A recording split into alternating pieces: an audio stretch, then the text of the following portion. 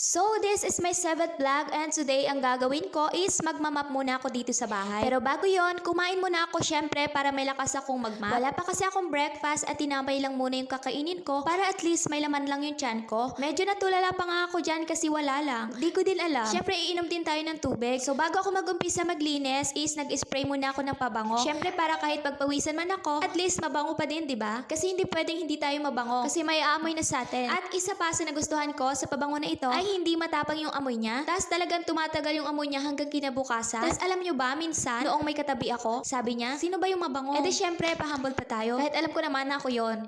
Sabi ko din, hindi ko po alam. Tapos bigla niya akong inamoy. Tapos sabi niya, ay, ikaw pala. Tapos sabay ngiti na lang ako. So, ito na nga, balik na nga tayo dito sa aking ginagawa. Inumpisahan ko na nga mag-map. Masarap din talagang maglinis kapag ganito yung gamit mong map. Napakadali niya lang gamitin, yung kahit sulok-sulok kaya niyang linisin. And then, automatic na siyang nagbe-bend. Tapos, hindi ko na kailangang pang pigain ng kamay kasi meron na din siyang pangtanggal ng tubig. So, una kong nilinis yung kwarto kasi dito ay hindi masyadong madumi. And panghuli kong nilinis ay ang kusina at sala. Masarap din kasi talaga sa mata at lalo na sa pakiramdam kapag malinis ang bahay. Kasi nagdadagdagan yung stress ko mga be kapag may nakikita akong kalat sa paligid. Kaya hanggat may oras ako at kaya kong maglinis, ay nililinis ko na talaga. Minsan, inuuna ko munang maglinis bago ang iba kong gawain. So, patapos na nga ako manglinis mga be. So, yun lang for today's video. Bye-bye!